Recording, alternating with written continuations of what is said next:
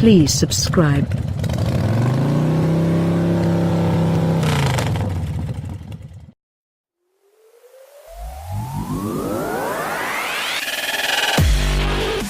More than 2 years have passed since Audi unveiled its second-generation R8 supercar, which migrated from its former Lamborghini Gallardo underpinnings to those of the mightier Huracán. The current high-water mark among road-going R8s is a viciously quick, 610-horsepower V10 Plus coupe, which we have fully vetted in Euro-spec form, in a comparison test, and at lightning lap. This test represents the first time we've strapped our test equipment to the new for 2017 R8 Spyder, which initially is offered only with the R8 Space 540 horsepower V10. We haven't previously tested this powertrain in any R8. A 610 horsepower V10 Plus Spyder is coming in 2018, and other powertrains are planned for both body styles. After experiencing the Plus model so often, would the 540 horse R8 feel inadequate? We also wondered if the soft roof would be accompanied by a softer character, considering that all R8s with this version of the engine ride on adaptive magnetorheological dampers instead of the sport suspension found in the V10 Plus. The socially acceptable supercar ragtops are innately social machines, more fully exposing their occupants not only to the sun and sky but also to other humans. When that convertible looks like the Huracán Spyder or the R8 Spyder, those other humans often engage, although in decidedly different ways. When driving a Huracán, one can count on hilarious fanboy freak-outs on any given trip, but equally as many stern glares and acts of outright hostility from other motorists. In the R8 Spyder, however, we basked in thumbs-ups, smiles, friendly nods, even the occasional, "Hey, that's Tony Stark's car. Can you tell we drove it in movie Mad Los Angeles?" Whether Lambo hate is simply envy made manifest or a defensive reaction to the Huracan's full aggro, coming to steal your children design is a question best left to psychologists, but in our experience, the R8 just doesn't garner the same vitriol.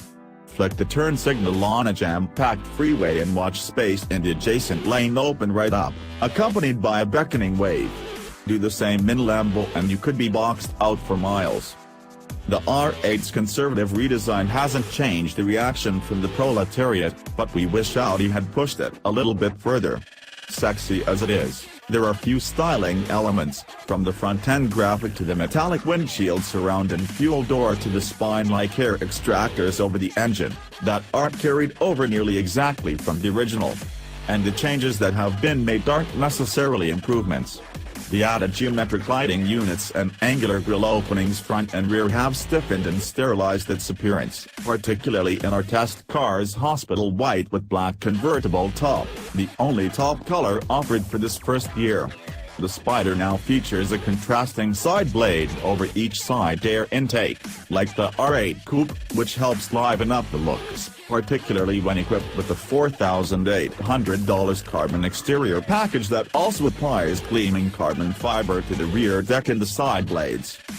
In the Spyder's case, more razzle-dazzle was only a 20-second top drop away, revealing a stunning, lipstick red leather interior that picked up the color of the tail lamps and red-painted brake calipers.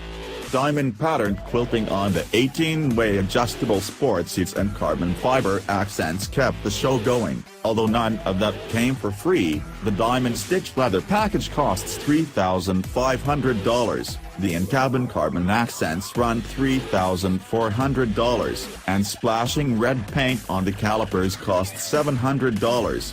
Along with the $1,500 set of 20-inch forged aluminum wheels and the $1,300 gas guzzler tax, this car's price floated from its $177,650 base to $191,550. Yikes. As fast as it looks. However enjoyable it is to cruise along reveling in public adoration and savoring the interior visuals, including Audi's strict virtual cockpit instrument screen with track-relevant information displays, the R8 is happiest at speed. And it gets there quickly.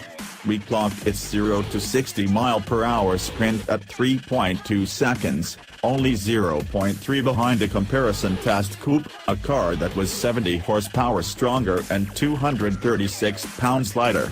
The Spyder's acceleration remained tremendous through the quarter mile, its 11.4 second, 125 mph run being just 0.5 second and 4 miles per hour behind the V10 Plus coupe.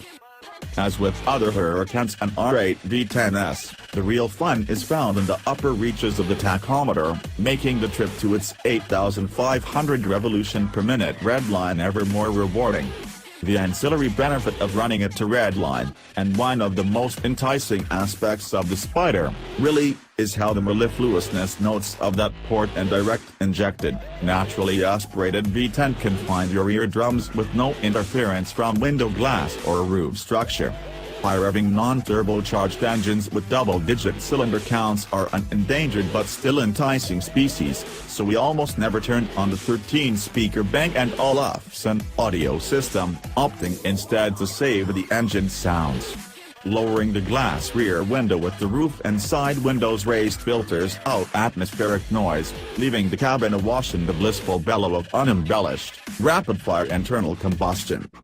Redline revelry consumes fuel at an alarming rate, though. While the EPA rates the R8 Spyder at 17 miles per gallon combined, which hardly seems atrocious, yet is poor enough to trigger the guzzler tax, we averaged only 12 miles per gallon. Which is atrocious. Sorry, Earth. Smoother, not softer. The open-air R8 accelerates, turns, and stops quickly, but none of that happens suddenly or unpredictably, in contrast to what we noticed in the V10 Plus during lightning lap.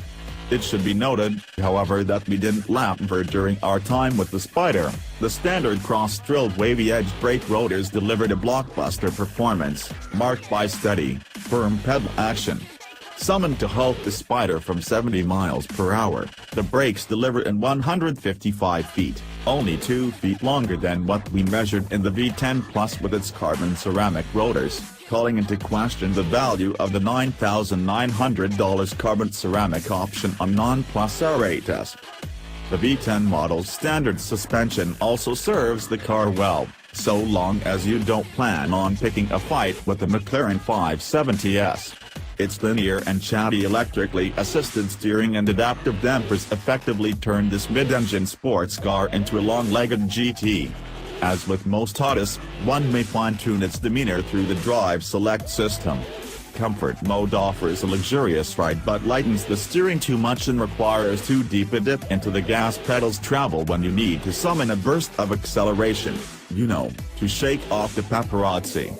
Dynamic mode never feels terribly harsh or jumpy but tends to shift high in the rev range and locks out the upper gears at freeway speeds. Reserve it for when you're truly serious about chewing up some asphalt. Auto mode, we found, offered the best overall balance. It's a quick study, too, responding after just a few aggressive driving moves by automatically raising shift points and serving up throttle blip downshifts during braking, then relaxing soon after the driver does. Missing is any whiff of the sheer lunacy that characterizes the Huracán, although we admit that driving a supercar without the baggage of a supercar brand is one of the R8's strengths.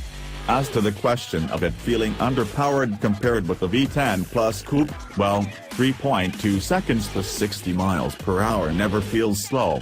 And if going soft means braking this well, steering this precisely, riding this beautifully, and sounding this good, the V10 Spyder need never apologize.